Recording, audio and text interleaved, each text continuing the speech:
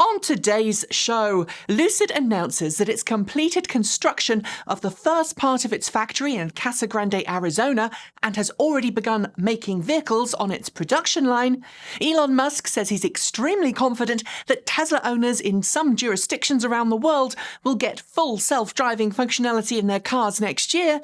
And New Zealand yet again leads the world by declaring a climate change national emergency and mandating that all new fleet vehicles purchased by the government be electric from now on. These stories and more coming next. This is Ecotricity's Ecotech Roundup show from New Zealand's only carbon zero certified renewable electricity company. We are 100% Kiwi and we're 50% community owned. Switch today at ecotricity.co.nz. Welcome back to another weekend news roundup show. I hope you enjoyed last week's special with Gavin Kiwi EV Shoebridge, and I'm really hoping that we get to do some more with Gav in the not too distant future. So keep your eyes peeled.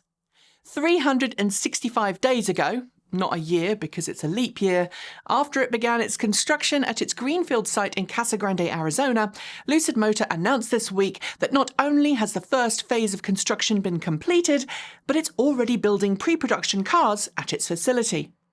Called the Advanced Manufacturing Plant 1, or AMP1 for short, Lucid's new factory will be home to production of the Lucid Air sedan, a vehicle which is due to enter into production in the first quarter of next year.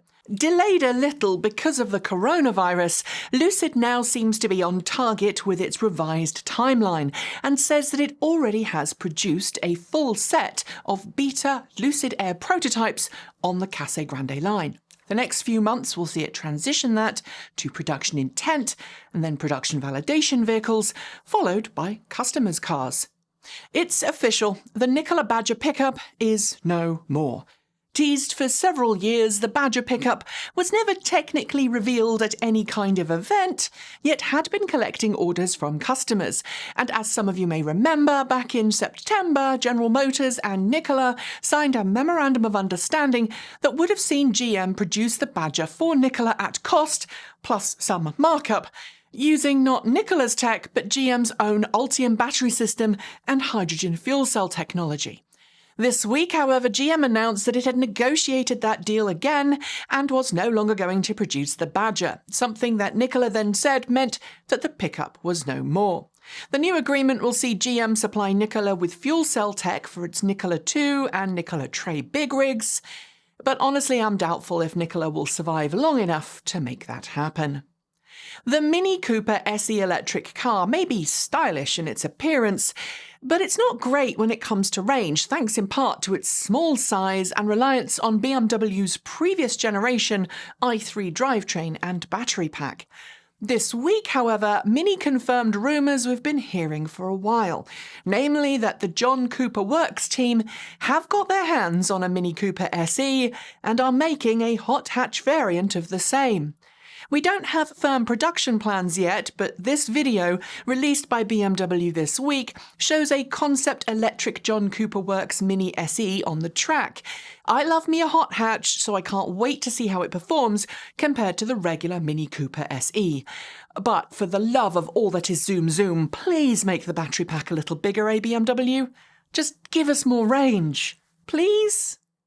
2020 has seen Tesla push out increasingly competent iterations of its full self-driving vehicle software via over-the-air updates to select Tesla owners signed up for its beta test program.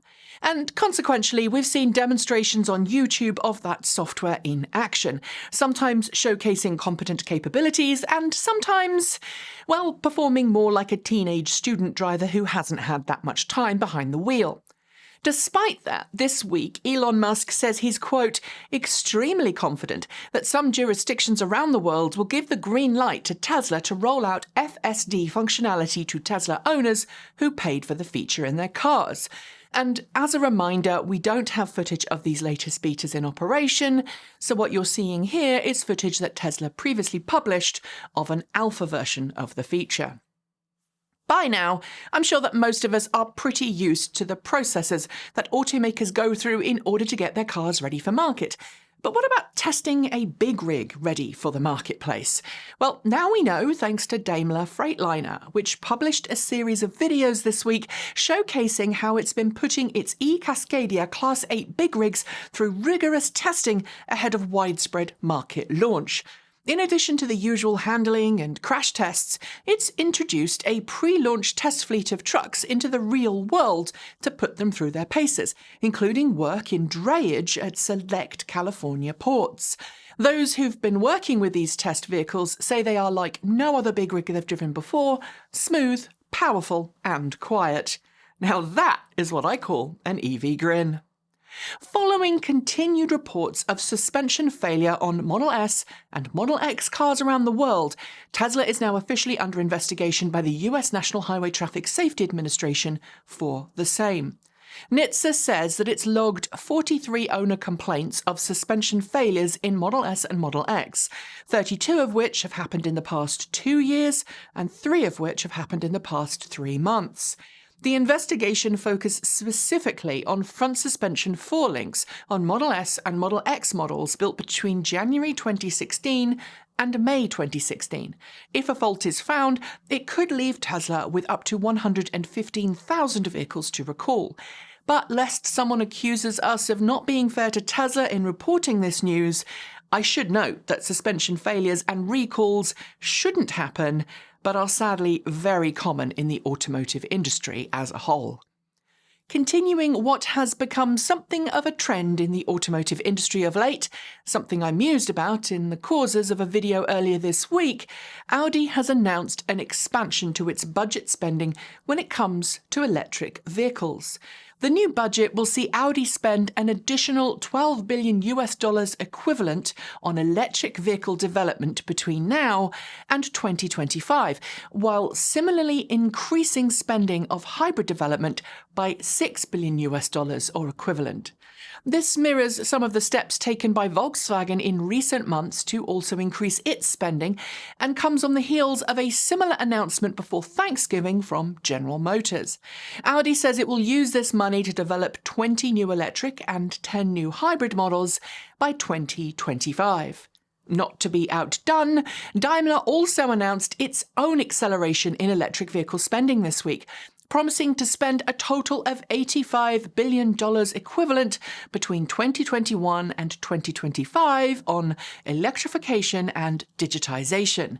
Regular viewers will know that the term electrification doesn't necessarily mean battery electric, and sadly, unlike Audi, which was pretty transparent about how much will go exclusively to battery electric vehicles, Daimler is a little more vague. But it did say in its announcement that the majority of the funds will go to battery electric vehicles, some of which will be spent on its truck division, which of course includes the already mentioned in this show, Daimler Freightliner. If I had to guess, however, I'd suggest some of the money will go into bringing the EQS, EQE, EQS SUV and EQE SUV to market. Those are vehicles that Mercedes-Benz teased earlier in the autumn, as well as ramp up some kind of battery supply chain to avoid some of the battery supply chain issues that it experienced with the Mercedes-Benz EQC. Since we didn't have a roundup show last weekend, we didn't get to note the fact that 2 new crossovers in the marketplace, the Ford Mustang Mach E and Volkswagen ID4, both got their official range ratings from the US EPA. In the case of the Ford Mustang Mach E, it met all of its range predictions for every variant, and actually exceeded one of them, offering between 211 miles, 339 kilometers per charge, and 300 miles, 482 kilometers per charge, depending on the model you pick. Meanwhile, the Volkswagen ID4 Launch Edition models were confirmed as having a range per charge of 250 miles, or 402 kilometers per charge, using the 77 kilowatt-hour battery pack, exactly what Volkswagen said it would achieve. More models will be offered eventually, but Volkswagen hasn't tested them yet.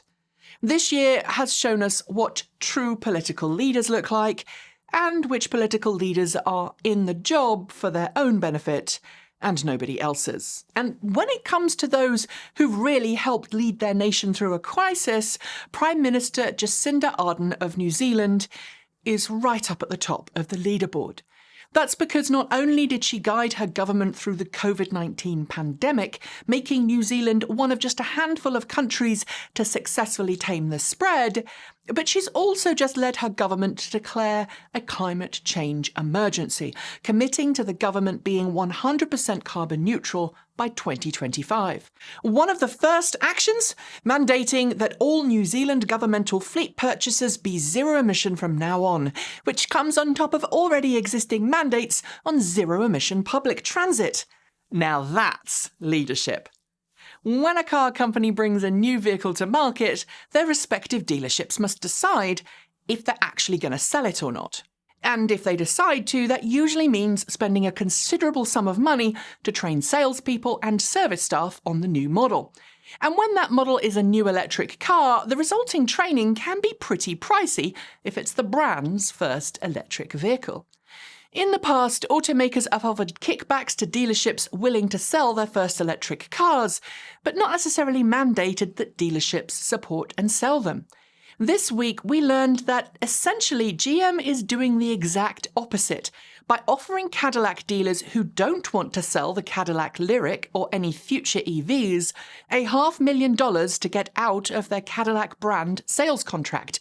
The idea that GM would rather have engaged dealerships carry the Cadillac name than continue to allow those who refuse to sell electric vehicles to sell the brand. It's going to be interesting to see if that works or not.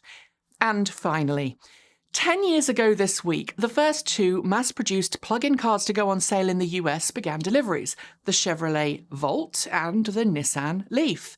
The Chevrolet Volt is sadly no more, ending its production run in 2018, but the Nissan LEAF is still around, having gone through several different battery pack and drivetrain iterations and 2 body designs.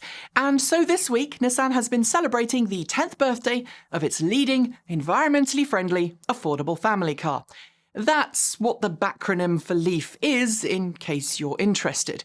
Of course, these days I would dispute that it's leading, but nevertheless, I'm glad to see the LEAF still on sale and still getting people plugging in. It still offers fantastic value for money, and many of you have enjoyed your Nissan LEAFs as your first EV. And I've owned 2 in my time, so happy birthday, Nissan LEAF. And on that note, we are done for today. Make sure you hit the notification bell so you don't miss out on our next episode. And if you haven't already switched, why not switch to New Zealand's only carbon zero certified renewable electricity company? It is super easy to make the switch, and when you do, you'll help New Zealand wean itself off dirty energy and onto clean, green, renewable power that will keep the land beautiful for generations to come. I'll be back next week with more great videos for you all to enjoy. But until then, I'm Nikki Gordon-Bloomfield. Ka kite! See you next time.